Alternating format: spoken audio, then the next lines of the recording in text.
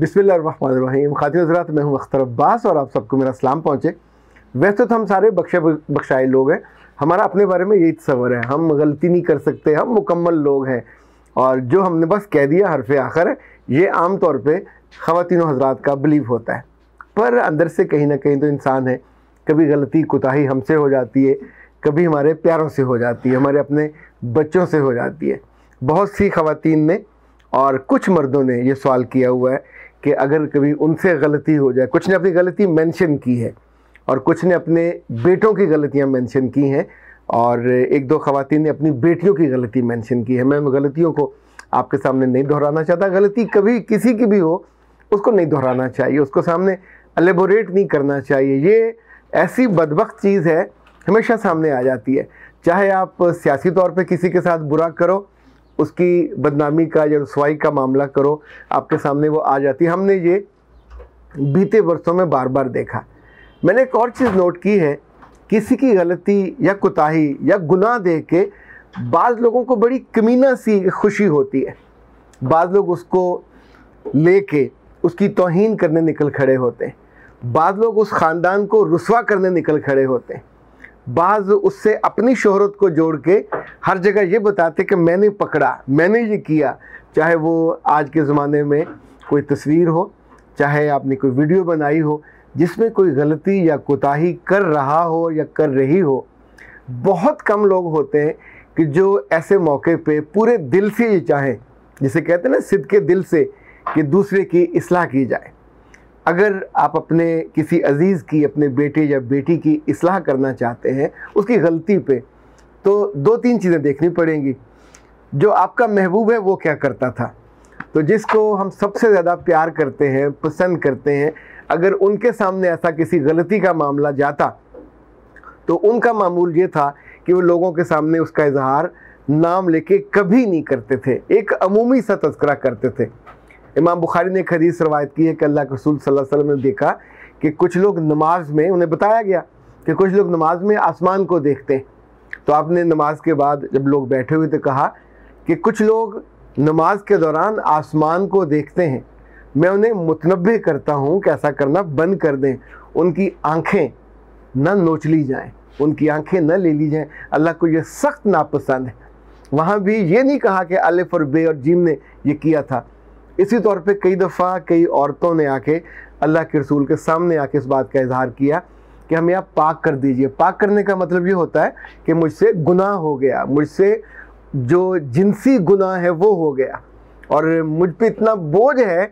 कुछ ख़वातीन ने कहा, या रसूलल्लाह, हम अल्लाह के सामने इस हालत में नहीं जा सकते। और आप सल्लल्लाहु अलैहि वसल्लम ने मुँह फेर लिया, दोबारा से बारा फिर उससे कहा, जाओ जाके फ़ारग होके आओ, यानी बच्चे को जन्म दे के आओ। कभी आपने किसी हदीस में उस खातून का किसी का नाम सुना? कभी उसका कोई तज़किरा, कोई उसके ख़ानदान का तज़किरा अल्लाह के रसूल ने कभी ज़िक्र भी नहीं किया। हाँ, एक दफ़ा जब ऐसी खातून को वो सज़ा दे दी गई और जिसे कहते हैं ना पत्थर मार के उसको मार दिया गया, तो वापसी पे किसी ने, जब उसे कब्र में उतार दिया गया वापस आते हुए मदीना, तो किसी ने ये कहा कि इतनी गुनाहगार थी, इसके साथ ये इबरतनाक अंजाम हुआ। तो आप सल्लल्लाहु अलैहि वसल्लम ने कहा कि जितना उसने उस गुनाह के बाद अल्लाह से माफ़ी मांगी और तौबा की, अगर उसकी तौबा इस पूरे लोगों पे तकसीम कर दी जाए तो सारे बख्शे जाएं। इनफैक्ट तुम ये हरकत कभी मत करो कि किसी के गुनाह और गलती के बारे में खुद फैसला देने बैठ जाओ और उसे अपने स्टेटस पे और अपने पोस्टों में और अपनी तस्वीरों में शेयर करने लग जाओ। ये उससे बड़ा गुनाह है। एक और बात याद रखिएगा, खुदा न खास्ता जब भी कोई गलती हो जाए, आपसे हो जाए, आपके बच्चों से, उसके तीन चार पहलू होते हैं। ये गलती को देखते हुए कभी ये मत कहें कि लोग क्या कहेंगे।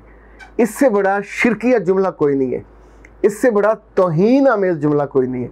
अगर आपको सबसे पहला जुमला आपके मुंह से निकलना चाहिए, माँ हो, बहन हो, भाई हो, बाप हो, दोस्त हो, तो ये कि तुमने क्या किया, इस गलती से, इस काम से तुमने अपने रब को नाराज़ कर दिया। अल्लाह तो इस बात से मना करते, तुमने क्यों ये कर लिया? तुम तो अंदर से ईमान वाले हो, साहिब ईमान हो, तुम तो मुनकर नहीं हो, तुमने ये कैसे कर लिया? उसके बाद आप कहिएगा कि तुमने मुल्क का कानून तोड़ा, सोसाइटी का कानून तोड़ा। तीसरी बात हो सकती है कि तुमने ख़ानदान के लोगों को बेइज्जत और रुसवाई के दरवाजे पे लाके खड़ा कर दिया। लोगों का डर कभी ना दिलाइए, ये सबसे आर्जी, सबसे नाकस। इस पे एक मैंने हदीस पढ़ी थी कि अल्लाह बहुत नाराज़ होते हैं कि तुम्हें लोगों का डर है, मेरा डर नहीं है। तो ये जुमला कभी नहीं कहना चाहिए। एक बात और याद रखिएगा, हमेशा गुनाहगार को, गलती करने वाले को, खुद आपसे भी हुई हो तो जिस बात पे लाना चाहिए, देखें गुनाह से रिश्ते टूटते हैं, गुनाह से ख़ानदान टूटते हैं, गुनाह सर पे आए तो रुसवाई के बादल जैसे मंडराने लगते हैं, वो होता है। आपके अजीज़ आपसे दूर हो जाते हैं, आपकी इज़्ज़त आपके हाथों से चली जाती है, बेशुमार नुकसान आते हैं। अगर वो कानून के हाथ चला गया तो ज़ाहिर है कानून जिस तौर पे निपटेगा वो भी रुसवाई होगी, वो भी तौहीन होगी।